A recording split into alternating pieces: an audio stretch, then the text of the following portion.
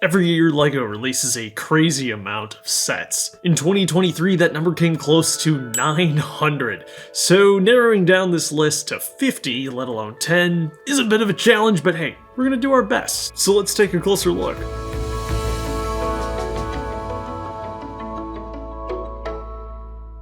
At number 10, we have, of course, Rivendell. There was no way this set wasn't going to make a spot, but because of its ridiculous $500 price tag, I felt a little weird about putting it any higher up. Regardless, the set is beautiful, and I stand by what I said earlier this year. It's probably one of the best, if not the best looking set that LEGO has ever produced.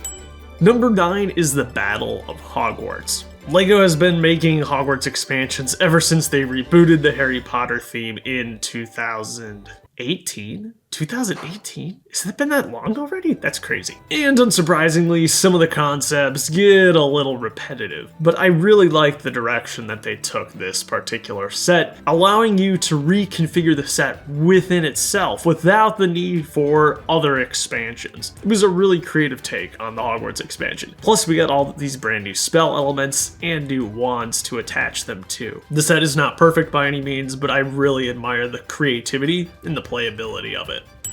Number 8 makes it on the list pretty much because it is the value set of the year, and that's the Viking Village. It makes for a great model, a challenging model, surprisingly, to put together, that comes together much more like a mock rather than an official LEGO kit. You get a lot of bang for your buck here, and the minifigures throughout it are fantastic. Plus, not a sticker to be found. How great is that?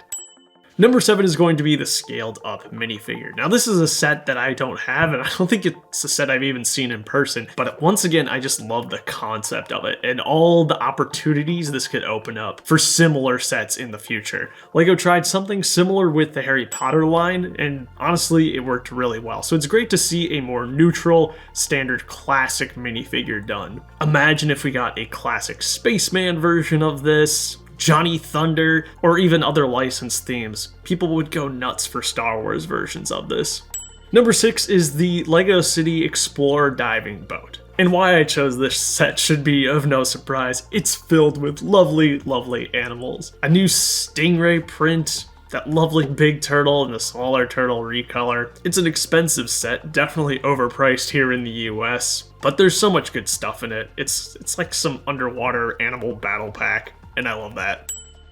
Number 5 is Monkey Kid's the Azure Lion. When LEGO sent me the whole winter 2023 wave of Monkey Kid sets, I was not sure what to expect because I had never gotten a set before. I was seriously impressed though. LEGO mechs have come a long way since Exo Force, and the Azure Lion really showed that. The whole theme makes great use of modern elements. Elements that I'm usually a bit iffy on because I'm old, but it's a really fun build, beautiful to look at, great colors, plenty posable. It was a great time all around, and it definitely has me excited about picking up some more Monkey Kid mechs in the future. Number 4 is dried flower Centerpiece. I mean, anything that comes out of the LEGO Botanical collection is pretty much always amazing, and this one was no exception. As a parts lover, it is an amazing plants parts pack. Stuff that is going to be so useful in so many mocks in the future, especially for the muted tones that I love to build in. But believe it or not, I like the set so much I actually haven't parted this one out yet, and it's on display in my living room. Very few sets around here get that honor. Number 3 is the Friends Botanical Garden. I think this is the year that people definitely stopped sleeping on Friends. There are such incredible builds coming out of the theme, but this one stands out even above all the others. The plants have some brilliant parts usage with some really crazy recolors going on in that interior. I got to build part of this at Brickworld, and it definitely is an experience I will not forget. Number 2 is Tales of the Space Age. This is purely a display set, yet it is the perfect display set. For once, it's actually a somewhat affordable price coming out of the Ideas line at $50. That's a huge win. You can hang these on the wall, you can set these on a shelf. From a distance, you'll have no idea that they're LEGO. This set inspired me and definitely a lot of other people to try and build their own versions of these little postcards. And I think that's one of the coolest things that a LEGO set can do. The number one set though is one that ties together both displayability and playability in a way that I've not seen from LEGO, well, frankly, ever. And that's going to be Indiana Jones Temple of the Golden Idol. In my brief review on this set, I mentioned that I was basically peer pressured by my boss into getting this set for myself. I had been on the fence about it for so long, but I am so glad I got this one. Yes, obviously it looks great sitting on a shelf, but the functions included here are insane. The highlight, of course, being that amazing spinning boulder. But the fun doesn't end there. Every section of the model incorporates some wild Technic mechanism into it, and it is just way too much fun to tinker around with.